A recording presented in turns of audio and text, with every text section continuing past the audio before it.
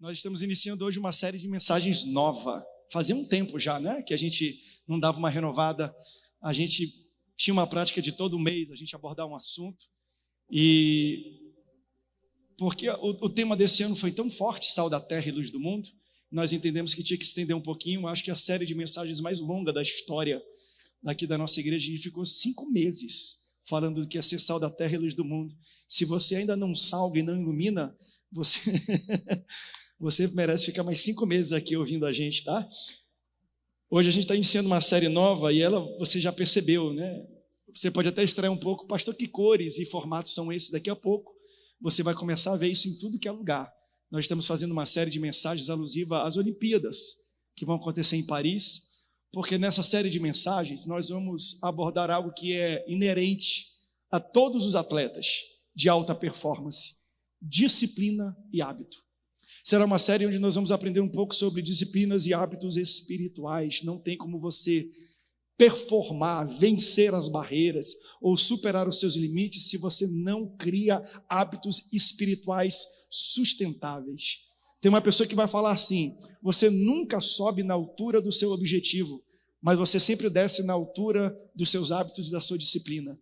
Então nós temos que criar boas disciplinas. Jesus, ele vai dando dicas, ele falando: está vendo esse tipo de demônio aqui? Isso aqui tu só vence com jejum e oração. Disciplinas espirituais para crente. Quer vencer na vida, quer performar e quer ser tudo aquilo que Jesus te criou para ser, você precisa desenvolver alguns hábitos que talvez você não tenha. Então será algo de beabá de crente, é cajadada. Quem gosta de cajadada aqui, dá uma glória? A assembleano gosta. Então, nós preparamos um monte de situações para você que também participa pela televisão, rádio, plataformas digitais. Você pode participar baixando primeiro o aplicativo da nossa igreja. No aplicativo nós vamos colocar leituras bíblicas, nós vamos colocar e-books, nós vamos colocar materiais para você acompanhar tudo dessa série de mensagens, que vai durar mais ou menos daqui até o final das Olimpíadas, 1 mês e meio. Então nós vamos falar, à luz da Bíblia, quais são os hábitos de vencedores, o que você precisa fazer para superar as barreiras que estão na sua frente. Hoje eu vou colocar um fundamento nisso aqui, uma base na ministração que eu tenho hoje para a gente começar essa série de mensagens. E junto com essa série e todo o material que a gente dá de embasamento para você, nós vamos desafiar vocês em 4 hábitos e disciplinas. Primeiro hábito e disciplina: durante essa série de mensagens, você vai superar o limite da leitura bíblica. Então nós, como igreja, vamos ler juntos os evangelhos mais o livro de Atos. Então na primeira semana, para a gente chegar aí a essa performance, na primeira semana você precisa ler 2 capítulos por dia. Então chega hoje em casa, já começa, domingo é o primeiro dia, lê 2 capítulos hoje, começa nos evangelhos, vai lá em Mateus. Aí durante a primeira semana, segunda semana, aí você já está aquecido, né? Já está alongado, o músculo já está bom, você vai ler 3 capítulos por dia. Na quarta semana, 4 capítulos por dia. E na última semana, ou na terceira semana, 4 capítulos. E na semana 4, 5 capítulos por dia. Você já vai estar, né, a nível de cruzeiro, na velocidade de corredor, já de finalização de prova.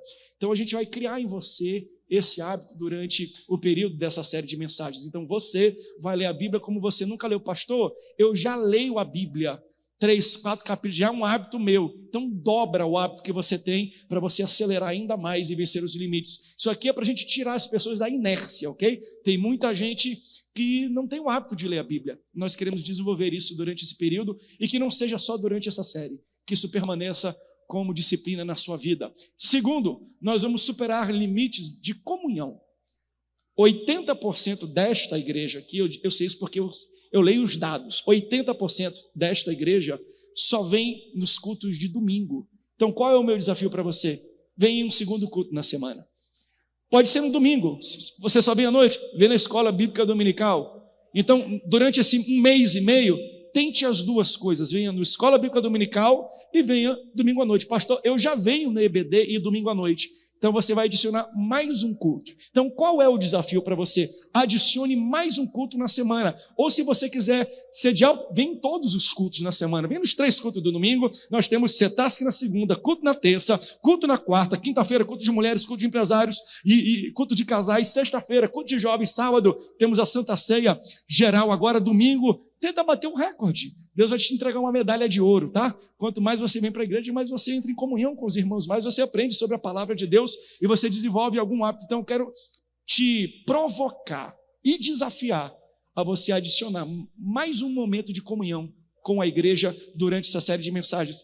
Mais outro desafio, superando limites de generosidade. Eu quero te desafiar a dar o maior dízimo e a maior oferta que você já deu em toda a sua vida. Esse é um momento de desafio em todas as áreas e disciplinas espirituais da sua vida, porque dízimo e oferta é espiritual. Traz o teu dízimo à casa do tesouro para você ver se eu não abro janela do céu.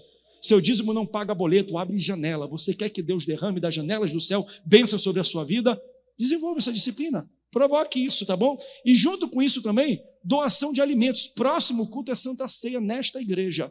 Traz o maior número de alimentos e de doação que você já pôde trazer na sua vida. Junto com isso também, casaco, um momento de frio, nós ajudamos muitos abrigos. O pessoal dos agentes missionários tem toda uma comunidade, um povo que eles servem. Todo esse material a gente vai botar nas redes sociais e jogar nos grupos de WhatsApp, ok? Falei com a Nayara, a Glorinha, vai jogando isso no grupo pessoal para você acompanhar e nós vamos provocando isso nos cultos, nas redes sociais para você participar junto com a gente. E tem mais um, não tem? E por último, você vai superar o limite de oração. Eita Jesus! Eu vou ministrar basicamente, quase todas as minhas ministrações vai ser em cima desta disciplina espiritual. Pastor, eu não tenho muito critérios, estruturas. Na terça-feira, vem aqui, é a nossa regional, próxima terça. Eu vou passar para você um PDF, uma imagem de uma estruturação. Porque Jesus, quando ele ensina o Pai Nosso, ele não ensina uma reza, ele te passa uma estrutura. Você não tem que repetir o que ele disse, você tem que fazer como ele fez. E eu vou passar para você isso, para você começar a desenvolver. Como é que vai ser? Todo dia 10 minutos, se você não tem esse hábito. Se você tem, adicione mais 10 naquilo que você já faz. Ok? Segunda semana, 20 minutos por dia. Terceira semana, 30 minutos por dia. 40 minutos por dia. Quando a gente terminar aqui na quarta semana, finalizando o mês de julho, entrando em agosto, você vai estar orando quase 1 hora por dia. Quem sabe você vai passar disso. Você não tem ideia o que Deus vai fazer na sua vida quando você desenvolve disciplinas e hábitos espirituais. Quem pode dar um glória a Deus por isso? Então eu quero te desafiar. Vamos superar limites? Quem está comigo nessa jornada? Vamos superar limites? Baixa no aplicativo, vem em culto, ore mais, leia a Bíblia mais, jejue, coloque outras coisas junto com isso, para que você seja abençoado. Abra sua Bíblia comigo. Terça-feira, Deus me provocou. Eu ministrei aqui. Eu ia pregar outra coisa, mas eu cheguei, Deus falou assim, está gostoso, como é um culto que a gente fala mais às pessoas do campo, eu vou ministrar basicamente a mesma ministração, só que eu vou me aprofundar, eu vou ampliar o que eu preguei na última terça-feira. Deus falou assim, André, já aborda isso. Eu estava preparando essa ministração para hoje, que é a base dessa série de mensagens que nós vamos começar agora. Então quem veio terça vai receber em dose dupla, mas vai ter algo ampliado e aprofundado. Eu tenho certeza que se você veio terça, é porque você tinha que ouvir de novo, é para você isso, né? Jesus falava, em verdade vos digo. Então, o segundo em verdade é agora. Receba essa verdade em nome de Jesus. João capítulo 21, versículo 7. Diz assim a palavra de Deus. Depois disso, Jesus apareceu novamente aos seus discípulos à margem do mar de Tiberíades. Foi assim. Estavam juntos Simão Pedro, Tomé, chamado Dídimo, Natanael de Caná da Galileia, os filhos de Zebedeu e 2 outros discípulos. Vou pescar, disse-lhes Simão Pedro. E eles disseram, nós vamos com você. Eles foram e entraram no barco, mas naquela noite não pegaram nada. Ao amanhecer, Jesus estava na praia, mas os discípulos não o reconheceram. Ele lhes perguntou, filhos, vocês têm algo para comer? Não, responderam eles. Ele disse, lancem a rede do lado direito do barco e vocês encontrarão. Eles lançaram e não conseguiram recolher a rede, tal era a quantidade de peixes. O discípulo a quem Jesus amava disse a Pedro, é o Senhor. Então Simão Pedro, ouvindo-o dizer isso, vestiu a capa, pois havia tirado e lançou-se ao mar. Os outros discípulos vieram no barco arrastando a rede cheia de peixes, pois estavam apenas a cerca de 90 metros da praia. Quando desembarcaram, viram ali uma fogueira, peixe sobre a brasa e um pouco de pão. Disse-lhes Jesus, Tragam alguns dos peixes que acabaram de pescar. Simão Pedro entrou no barco e arrastou a rede para a praia. Ela estava cheia, tinha 153 grandes peixes. Embora houvesse tantos peixes, a rede não se rompeu. E Jesus lhes disse: venham comer. Nenhum dos discípulos tinha coragem de lhe perguntar: quem és tu? Sabiam que era um Senhor. Jesus aproximou-se, tomou o pão e os deu, fazendo o mesmo com o peixe. Agora pula para 1 Coríntios, capítulo 11, versículo 34, parte A. 1 Coríntios, capítulo 11, versículo 34, parte A. É um texto curiosíssimo. E esse texto diz assim: se alguém tem fome, coma em casa. Se você ama a palavra de Deus, diga: eu amo a Bíblia. Fala para a pessoa do teu lado: está com fome? Come em casa. Fala, pode falar, não é papo de pregador, não. Está com fome? Come em casa. Está aqui, ó. É o que a Bíblia diz. Meus irmãos, para a gente dar base, e você vai entender onde eu vou chegar, isso aqui é base para tudo aquilo que nós vamos ministrar. Nós estamos e lemos aqui um texto onde Jesus vem restaurar o chamado, principalmente de Pedro. Pedro estava decepcionado. Pedro estava frustrado. E ao contrário do que muitos vão dizer, a decepção não faz de Pedro um ser fraco, faz de Pedro um ser humano, porque quem é humano vai se decepcionar. Não tem como você fugir das decepções. Então a pergunta não é se eu vou me decepcionar na vida, mas como eu vou lidar com a decepção que um dia eu vou enfrentar na vida. Porque você vai enfrentar decepção querendo ou não querendo. Então, será que eu vou enfrentar decepções da minha vida de uma maneira construtiva, de uma maneira benéfica, de uma maneira produtiva ou de uma maneira destrutiva? Pedro, ele se decepciona a ponto de voltar à pescaria. E Jesus faz questão de ir para o local onde Pedro estava frustrado e decepcionado. Decepcionado com quem, pastor? Com Jesus. Ele estava decepcionado com Jesus. Porque ele tinha crença e esperança que Jesus ia viver e Jesus morreu. Você pode ver que enquanto Jesus está com os discípulos, em vários momentos, Jesus às vezes ventila a possibilidade da morte. Em uma delas, o próprio Pedro chegou a coagir, a corrigir Jesus, porque Jesus falou assim, convém que eu vá. Ele falou: não, Senhor, não vai acontecer isso contigo, só passando por cima do meu cadáver, você não vai morrer. Então ele corrige Jesus, quando Jesus diz que vai morrer. Aí Jesus corrige ele de volta, falando: para trás de mim, Satanás. Então você entende que Pedro não é falta de fé, pelo contrário, é excesso de fé, mas fé em algo único. Ele tinha fé que Jesus ia viver. Ele tinha fé que Jesus ia sobrepor todos aqueles que estavam correndo e perseguindo Jesus. Ele tinha fé que Jesus vinha restaurar esse reino e ia se tornar aquilo que ele esperava. Então, o que acontece com a frustração de Pedro não é por falta de fé, porque ele acreditava na vida, mas recebeu morte. Sabe quando você acredita que algo vai viver e esse algo morre? Sabe quando você tem um sonho que você acha que vai dar certo e dá errado? Sabe aquele relacionamento, sabe aquela empresa, sabe aquele ministério, sabe aquele investimento que você teve toda a expectativa? Vai dar certo agora. Isso aqui, olha, vai funcionar agora. Olha, encaixou direito. É a minha vez. E tudo aquilo que você esperava se acaba. Tudo aquilo que você esperava morre. Então, frustração não tem nada a ver com falta de fé. Às vezes é um excesso de fé em um único resultado. Ele vai viver, mas ele vê o Jesus que ele acreditava que iria viver morrendo. Então ele se encontra decepcionado. Ele se encontra frustrado com Jesus. Ele se encontra decepcionado e frustrado com ele. Porque eu imagino o que passa na sua cabeça. Várias vezes no relacionamento dele com Jesus, ele falava: estamos juntos. Ei, somos unha e carne. Ei, se chegar em você, tem que passar por cima de mim. Ei, eu não vou te deixar de lado. Ei, eu nunca vou sair de perto de ti. E Jesus fala: para com essa baboseira, rapaz. Antes do galo cantar, tu vai me negar por 3 vezes.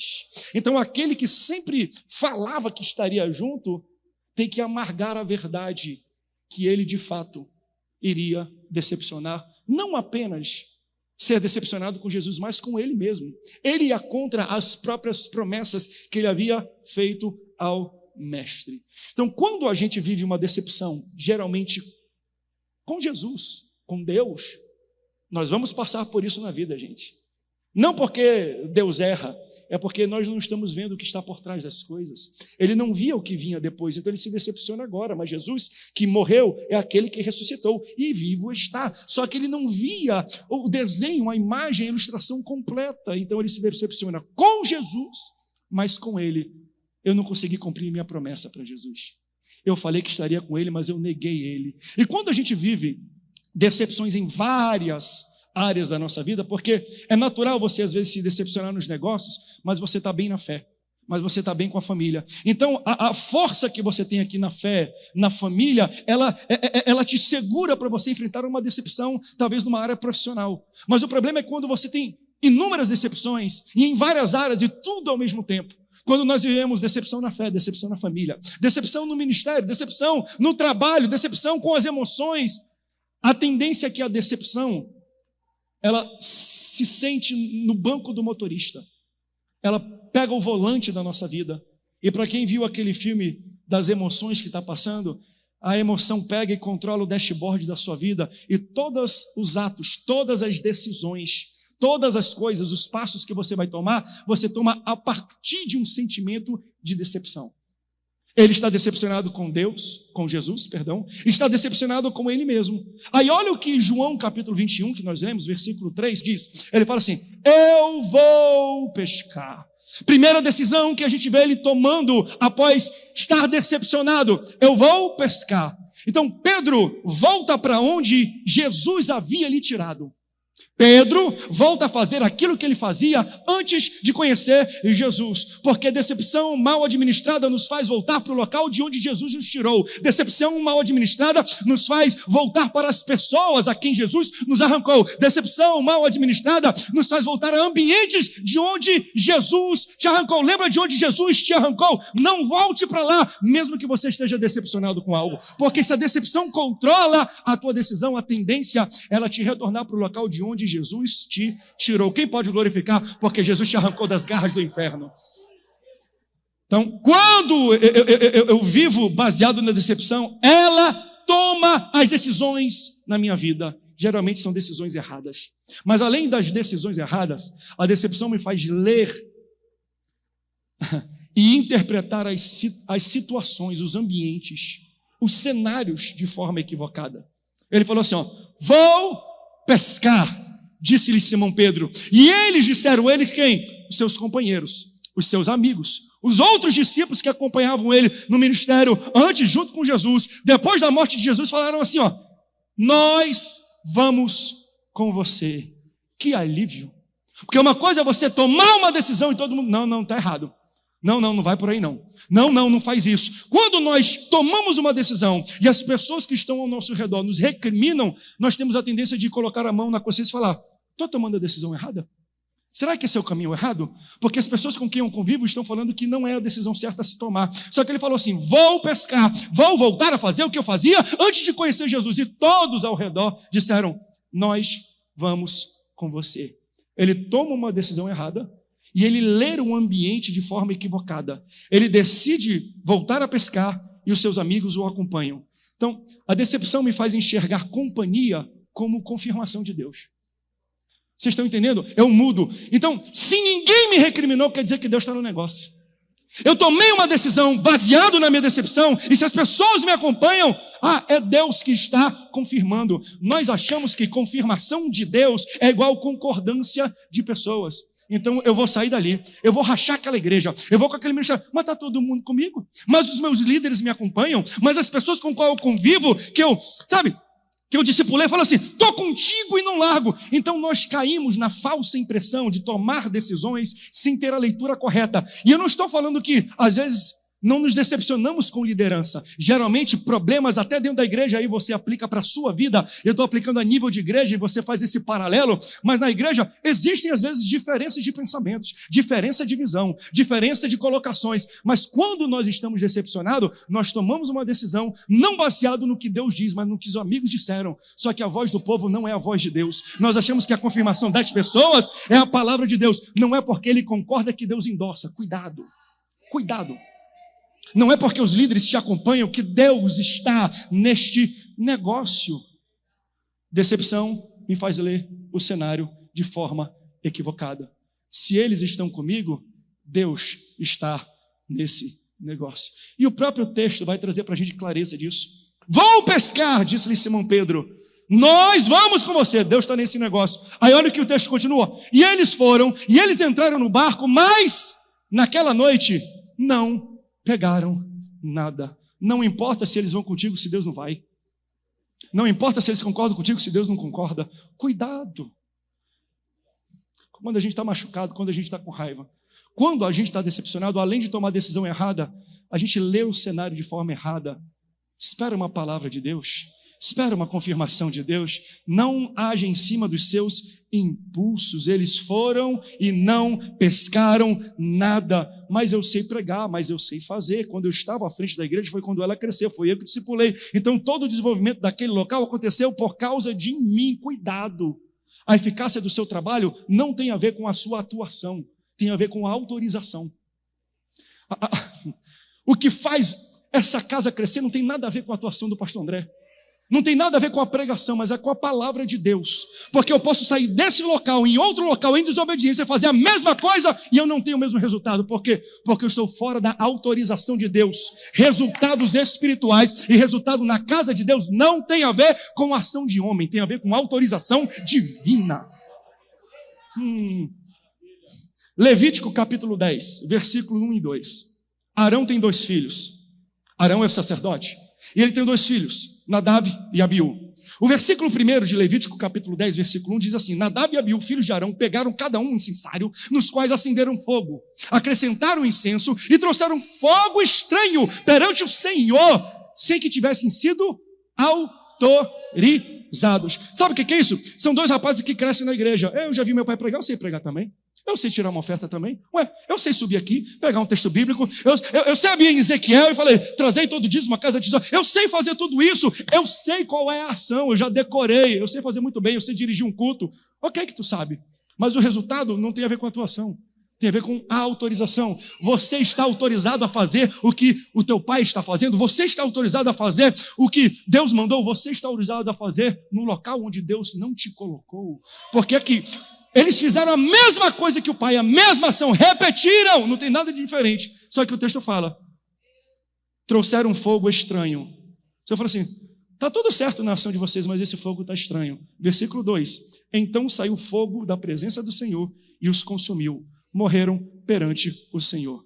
Eles viram todos fazer e acharam que podiam, sem entender que a eficácia do sacrifício não estava na ação, mas na autorização. Eles não estavam autorizados por Deus a fazer.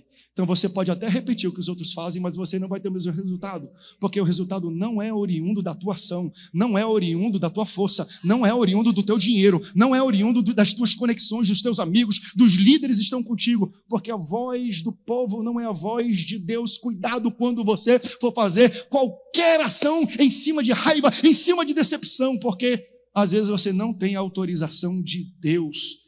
Companhia de pessoas não quer dizer que você tenha a presença de Deus.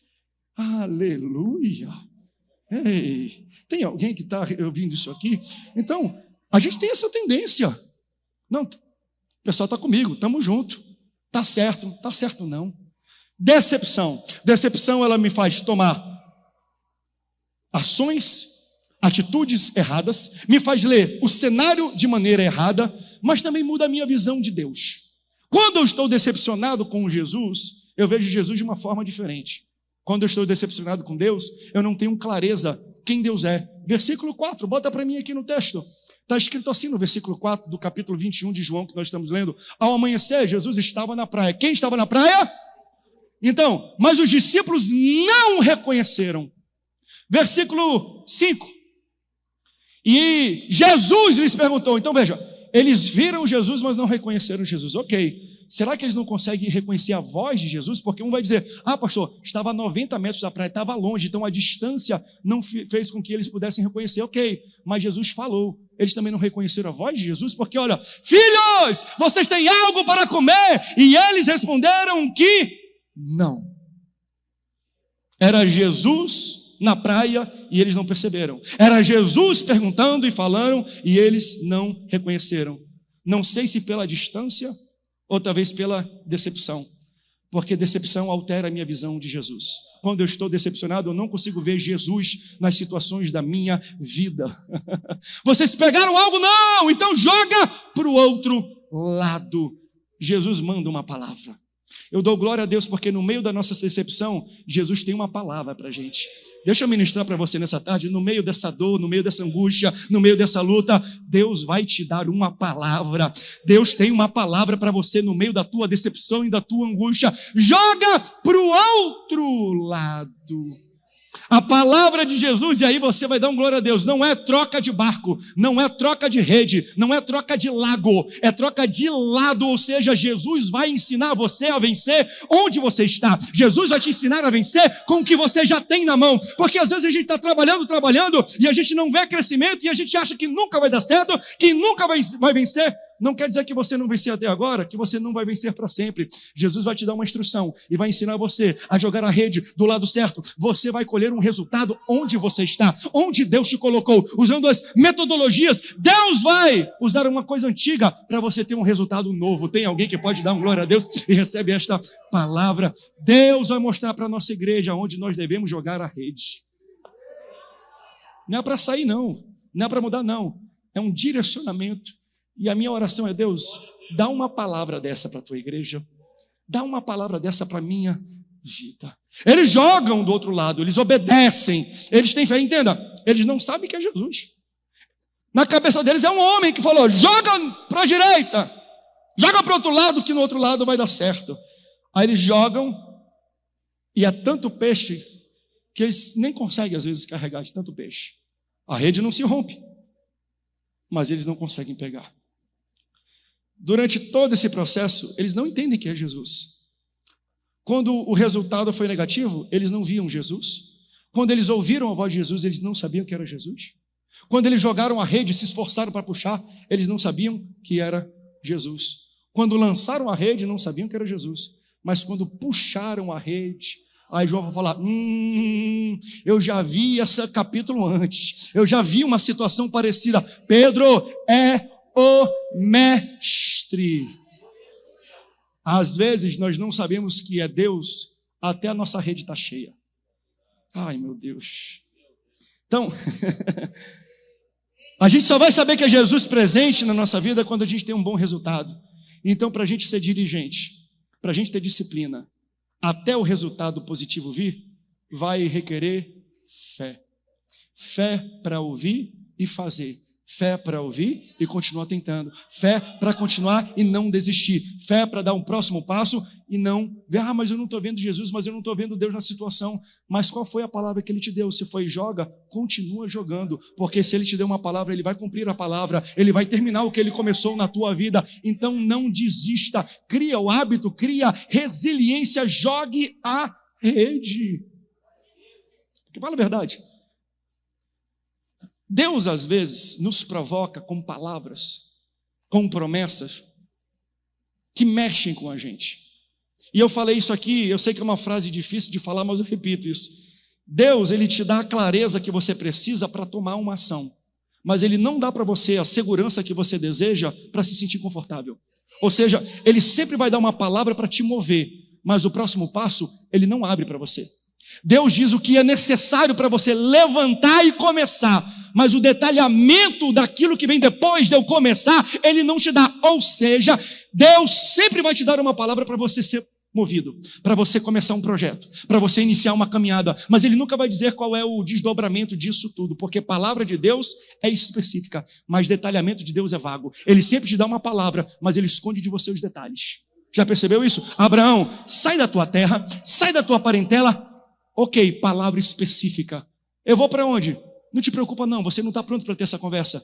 Você vai para um local que eu ainda te mostrarei. Então a palavra de Deus para Abraão é muito específica. Levanta e vai. Para onde? Vai andando, que no caminho tu vai dar um passo e eu digo qual é o próximo passo. Que tu vai andando e eu vou te falando qual é a próxima porta. Que tu vai falar com alguém e eu vou colocar na boca dele o próximo contato, o próximo número. Eu vou abrir portas, eu vou fechar portas e eu vou te encaminhar. Se Deus tem uma palavra para você, haja em cima da palavra, pastor. Mas eu não sei o amanhã pertence a Deus e Ele cuidará de ti no teu amanhã. amanhã. Ou seja, uma palavra de Deus é o bastante para eu me mover.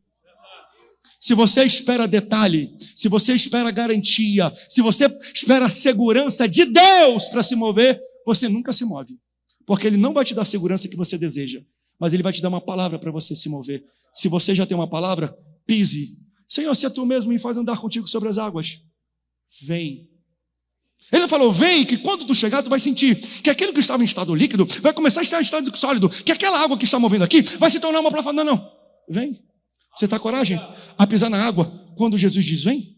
Você tem coragem a se levantar quando Ele manda levantar? Você tem coragem a vender quando Ele fala para vender? A comprar quando Ele fala para comprar? A falar com o pastor quando é para falar com o pastor? Você está com coragem? Deus tem uma palavra e Ele já deu para muita gente aqui, só que Ele manda dizer, age em cima dessa palavra, que o amanhã eu te mostrarei. Pisa na água e anda.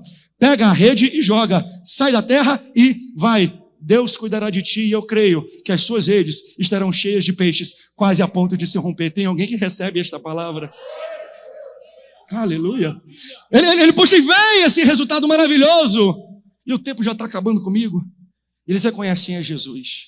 Pedro, do jeito que está, ele pega a capa dele e mergulha, ele vai na frente enquanto o pessoal vai trazendo o barco, enquanto eles vão trazendo os peixes, a rede. E quando ele chega, Jesus é um dos meus. Jesus está cozinhando, preparando uma comida, peixe na brasa, glória a Deus. Esse é o meu Jesus. Peixe na brasa e pão. Veja, Jesus já tem provisão. Se Jesus quiser, Ele multiplica pão e peixe. Ele poderia ter o número de pão que Ele quisesse, o número de peixe que Ele quisesse. Ele podia fazer uma churrascada completa para todo mundo, para eles levarem para casa até. Mas o texto fala que Ele tem algum peixe e algum pão. E aí quando Pedro se aproxima, ele fala assim, você pode trazer alguns dos peixes que vocês acabaram de pescar? É bom ter rede cheia, mas é difícil devolver para Jesus, ou dar para Jesus um peixe quando Ele pede. A gente pede de Deus para Ele encher nossa rede, e Ele enche. E quando Ele pede de você um peixe, você dá? Todo mundo quer rede cheia. Ninguém quer dar para Deus um peixe quando Ele pede. E veja, Ele não pede porque Ele precisa, Ele já tem, Ele já detém. E Jesus poderia ser até mais incisivo.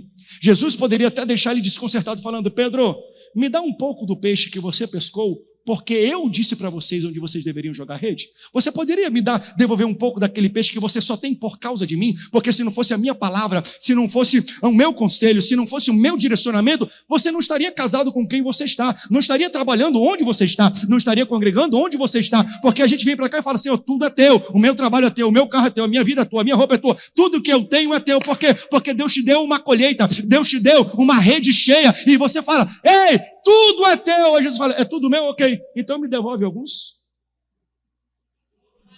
Veja, Ele não vai te constranger dizendo, me devolve porque foi eu que te dei. Ele não fala isso não, ele só fala assim, vocês podem me dar alguns peixes que vocês pescaram. Jesus, Ele coloca em você e em mim a responsabilidade de mensurar qual é a contribuição dele no nosso sucesso. Você pescou?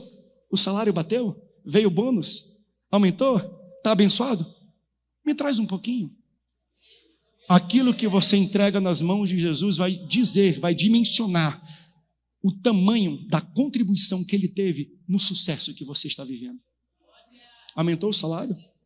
Aumentou a bênção? Está vivendo melhor? Será que você pode declarar a Jesus qual é a participação dele no teu sucesso através daquilo que você entrega de volta para Ele? Aleluia! Você entende isso? Não é só glória a Deus, louvado seja o Senhor, ok, agora me devolve, tu tem algum peixe para me dar aqui?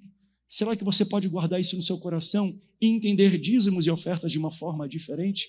O meu dízimo e minha oferta é uma declaração para Deus de qual é o tamanho da participação dele naquilo que eu estou vivendo, porque o meu sucesso não é oriundo do meu músculo, da minha psique, do meu trabalho e dos meus contatos. Eu só estou aqui porque Deus me trouxe aqui para esse local. Os sucessos e os resultados da sua vida não vieram de você. Então, quando ele fala, me dá alguns peixes, o que ele está falando é, eu quero que você lembre da origem e da fonte daquilo que você tem. Quem é a fonte? Se a fonte é você, fica para ti. Mas se sou eu a fonte? Ou você é daqueles que tem um carro escrito assim atrás, foi Deus que me deu, e uma placa vende-se? Miserável, né? Tem gente que faz isso, né? Fala, foi Deus que me deu, já está vendendo o que Deus deu. Nós que vamos dimensionar o tamanho da contribuição daquilo que Deus faz para a nossa vida. Jesus preparou comida, e aqui está o ponto central. E eu vou aterrissar esse avião para você, levantando um pouco das diferenças do que eu preguei na terça-feira. Jesus vai ter uma conversa sobre destino com Pedro. E Jesus está preparando uma alimentação, porque ele não pode seguir o destino que Jesus propôs para ele, sem ele estar nutrido e bem alimentado. Ele senta e ele pergunta 3 perguntas para Pedro. Pedro, tu me amas? Tu me ama mais que estes, mas tu me ama mesmo? Ele faz o mesmo número de perguntas sobre o amor de Pedro, que foi da negação de Pedro. Se Pedro negou 3 vezes, Jesus questiona e pergunta 3 vezes, tu me amas? Tu me ama, então perdoa. Não precisa fazer mais, só a mesma coisa. Tu errou? Pede perdão. Diz que me ama. Eu apago tudo aquilo que você fez no passado. Ei, tu me amas? Te amo. Tu me amas? Tu sabes. Tu me amas? Senhor, tu sabes que eu te amo. Então ele fala assim, então Pedro, apacenta as minhas ovelhas. Você entende o momento de transição que ele está vivendo e que nós estamos vivendo com essa palavra? Isso aqui é uma palavra de transição para a nossa igreja. Pedro, eu te alimentei até aqui. Só que a partir de agora, é você que vai cuidar das ovelhas. Quem cuida das ovelhas, alimenta elas. Então, Pedro, se a única alimentação que você tem é aquela que eu te dou, você está em apuros. Eu estou te aprendendo, te ensinando hoje como é que você prepara a tua própria comida. Me dá um pouco do teu peixe. Me dá um pouco do peixe que eu vou colocar na tua frente. Porque a partir de agora não sou eu mais que vou te alimentar. Eu vou para o Pai e você vai apacentar as minhas ovelhas. Mas você tem que aprender a fazer a comida que te alimenta e que alimenta outras pessoas. Porque a responsabilidade da tua alimentação é tua. Eu vou para o Pai. Não vou mais estar aqui. Então entenda isso, igreja. Nós temos que aprender a preparar a nossa própria comida. Esse aqui é o ponto central da minha mensagem. O nosso problema hoje é que nós delegamos, nós terceirizamos a nossa alimentação ao pastor André, ao pastor Ribeiro, aos pastores da igreja. O problema é que pessoas terceirizam a sua alimentação, a sua nutrição à igreja. Eu vou na EBD para aprender Bíblia. Eu vou à noite para dar glória a Deus, aprender o que o pastor, as revelações que o pastor tem para pregar. Glória a Deus, aleluia. Deixa eu falar uma coisa. Se o único alimento que você come na semana é o que nós servimos aqui, me perdoe, mas você vai passar fome. Porque quando vier um problema, você não vai ter força, você não vai ter vigor no meio da semana. Às vezes você não vai ter condições de vir para a igreja. Se a única comida que você come é aquela que a igreja prepara para você, você está em apuros. A minha pergunta é, e você não precisa responder em voz alta, se nessa semana, a única vez que você abriu a Bíblia para ler a Bíblia, foi nessa ministração que eu falei, abra a sua Bíblia, você está passando fome. Não delegue a mim a responsabilidade de te alimentar, porque igreja está para suplementar. Veja, a igreja é uma suplementação e não uma substituição da tua alimentação. Ou seja, você tem que se alimentar em casa. Aí quando você chega na igreja, a gente bota uma cereja no bolo, a gente coloca um tempero legal, a gente traz uma sobremesa, mas você não se alimenta na igreja. Pedro, vem aqui, aprenda a fazer a sua própria comida. Ei, quem tem fome come em casa. Fala para a pessoa do lado, quem tem fome come em casa. Você não tem que chegar faminto na igreja. Você tem que chegar na igreja alimentado, sabe por quê? Porque a igreja está aqui para preparar alimento. Tem alguém sendo alimentado aqui nessa tarde? Mas se você delega ao pregador, se a única alimentação que você teve, você delegou e terceirizou ao pregador, coitado de você, está comendo mal, hein? Está comendo mal. Porque aqui é um ambiente plural. Então todas as pessoas vêm para a igreja. Qual é o nosso papel? Preparar um bom alimento, uma boa comida para todos. Então a liturgia da nossa igreja, se você está visitando pela primeira vez, até numa Assembleia de Deus, você pode até estranhar algumas coisas. Tem coisas antigas, mas tem coisas novas. Sabe por quê? Porque nós nos preocupamos em preparar um alimento que alcance a todos. mas toda a liturgia não é sobre uma pessoa. Nós fazemos um pouquinho para todo mundo, mas tudo que acontece aqui não é para uma pessoa. Por quê? Porque é uma pluralidade muito grande. Porque tem gente que sai daqui e fala, não gostei não da pregação do pastor hoje. Ele gritou muito, porque você gosta de uma pregação mais caladinha. Eu entendo. Não gostou da pregação? Não. Então come em casa. Eu não estou falando para você fazer a igreja em casa, mas se alimenta em casa. Entenda?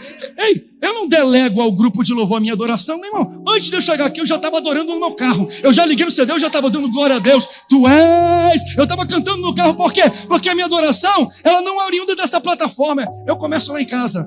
Porque quem tem fome, come em casa, já chega aqui alimentado. Eu falo, Senhor, eu já estou alimentado. Mas o que de tempero novo tu tem para mim? Eu quero algo novo, derrama algo novo, Senhor. Mas se não derramar, não tem problema. Porque veja, eu sou pastor de uma igreja muito grande. E depois desse culto, coitado, eu vou apanhar. Eu apanho muito mesmo, mas eu dou glória a Deus por isso. Pessoas têm acesso ao nosso WhatsApp, ao Instagram. Tem pessoas da nossa igreja. Fala assim, pastor, eu não gosto muito, sabe por quê? Porque eu gosto mais de hino da harpa cristã. E a igreja canta pouco. Né? Vocês cantam só 2 hinos. E eu sou do tempo que cantavam 5 hinos. E no mesmo dia eu recebo falando, pastor, vocês cantam pouco louvor, só harpa cristã. Vocês só cantam 2 louvores. Eu gosto de igreja que canta 5, 10 louvores. Então não sei se eu vou ficar aí, se estou gostando muito não, porque canta muito pouco louvor. Como é que nós vamos preparar um alimento que esteja no gosto do apetite de todos? Não tem. Pastor, como é que a gente resolve? Quem tem fome, come em casa. Como é que eu resolvo isso? Você gosta? E aqui eu preciso... eu vou me desabafar hoje aqui para algumas pessoas. Não é indireta não, é desabafo, pastor. Pastor, eu gosto de 5 hinos, querido, tranquilo. Tá aqui a resolução. Se no nosso culto nós cantamos 2 hinos da harpa, no carro vindo para casa, ouça 3. 3 mais 2, 5. Você se alimenta vindo para cá, e quando você chegar aqui, a gente dá um neston no final, a gente dá uma sobremesa no final, a gente complementa, complementa. Igreja é complementação e não substituição. Pastor, mas eu gosto de worship. E a gente canta worship aqui, por quê? Porque nós entendemos que nós estamos vivendo um tempo de transição, também na Assembleia de Deus e na Igreja de Cristo. Nós somos a geração Isaac. Isaac, fala-se pouco dele na Bíblia. Fala-se mais de Abraão e de Jacó. Isaac está no meio, mas ele liga as 2 gerações. Nós somos a geração Isaac da Assembleia de Deus. Nós ligamos 2 gerações, e o que nós preparamos são para 2 gerações. Então vai ter Darfa, vai, e vai ter worship, vai, mas não tem tanto quanto eu quero. Então se você não tem tanto quanto você quer, prepare e come em casa primeiro. E quando você chega aqui, você vai chegar alimentado. Tem muita coisa aqui. Vou parar por aqui por causa do horário. Fala para a pessoa do seu lado, tá com fome? Come em casa. Fique de pé comigo nesse momento. Meu Deus do céu. Meu Deus. Sai daqui para comer uma pizza. O que eu estou falando é que Deus está preparando a gente. Crie hábitos na tua casa para você não ficar com raiva do pastor. Eu não gosto daquele jeito, ok? Então, pratique do seu jeito para você não ter fome e ficar dependendo. Deixa eu falar uma coisa. O que mais torna uma igreja dependente de lobo em púlpito é porque não se alimentam em casa. Então, quando eles vêm aqui, eles não recebem alimento para ficar forte. Eles recebem droga e crack para ficar viciado e ter que retornar de novo. Eu não estou oferecendo algo para você se viciar. Eu só quero complementar, mas eu vou dizer para você. Se você não leu a Bíblia essa semana inteira, só aqui na igreja, é um sinal que Deus está te dando hoje. Come em casa. Se você não ora, ore em casa. Se você não jejua, jejue em casa. Por isso que nós estamos dando para você esses desafios, para que a nossa igreja possa viver uma transição que Pedro transicionou. Pedro estava acostumado só de receber aquilo que Jesus preparava, mas teve uma hora que ele falou, vai mudar, por quê? Porque eu vou ao Pai, agora está contigo, apacenta as minhas ovelhas. Você quer superar os limites da sua vida, você quer crescer na sua vida espiritual, está na hora de você aprender a fazer a sua própria comida.